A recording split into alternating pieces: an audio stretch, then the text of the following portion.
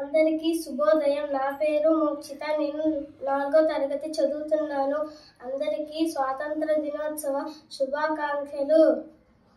భారతదేశంలో సర్వేపల్లి రాధాకృష్ణ జన్మదినం రోజు సెప్టెంబర్ 5న ప్రపంచం ఉపాధ్యాయుల దినోత్సవం జరుపుకుంటారు. ఈ రోజు ఉపాధ్యాయులకు జాతీయ, రాష్ట్రీయ, జిల్లా స్థాయిలో గౌరవ సత్కారాలు జరుగుతాయి. మనల్ని జ్ఞానవంతులుగా తీర్చిదిద్దడంలో ఒక గురువుకి కృషి వెలకట్టలేనిది.